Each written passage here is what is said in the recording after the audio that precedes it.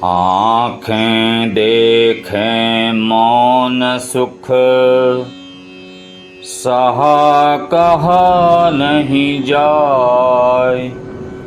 लेख विधाता का लिखा, कौन किसे समझाए, कौन किसे समझाए।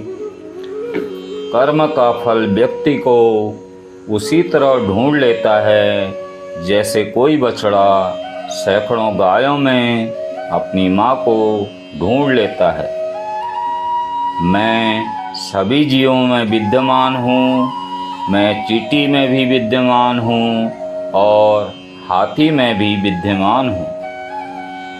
व्यक्ति का कर्म करने से कभी छुटकारा नहीं मिल सकता, इसलिए तुम्हें हमेशा कर्म करते रहना चाहिए, क्योंकि कर्म के बिना तुम्हारे शरीर का निर्वाह भी नहीं हो सकता है। मन शरीर का हिस्सा है, सुख दुख का एहसास करना आत्मा का नहीं शरीर का काम है। मान अपमान, लाभ हानि, गम और खुशी सब मन का खेल है। मोहग्रस्त होकर अपने कर्तव्य पथ से हट जाना मूर्खता है, क्योंकि इससे ना तो तुम्हें स्वर्ग की प्राप्ति होगी, ना ही तुम्हारी कीर्ति बढ़ेगी। कर्म का फल हमेशा मिलता है, चाहे वह अच्छा हो या बुरा हो। यह समय पर निर्भर करता है। अच्छे कर्म करने से जीवन में सुख और शांति की प्राप्ति होती है और दूसरों के दिल में जगह बनती है। बुरे कर्म करने से जीवन में दुख और कष्ट का सामना करना पड़ता है और लोग भी आपसे दूर हो जाते हैं।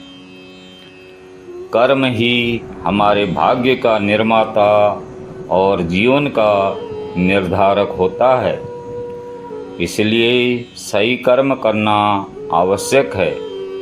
सही और नेक कर्म करने से ही सच्ची सफलता मिलती है और जीवन में स्थायी संतोष मिलता है। नेक कर्म हमें महान बनाते हैं और दूसरों के लिए प्रेरणा का स्रोत होते हैं, जिससे समाज में बदलाव आते हैं। नैतिकता और ईमानदारी ही सच्चे चरित्र की पहचान होती है, जो हमें जीवन के हर क्षेत्र में उन्नति दिलाती है। ईमानदारी से जीने वाला व्यक्ति हमेशा दूसरों का सम्मान पाता है और समाज में उच्च स्थान प्राप्त करता है।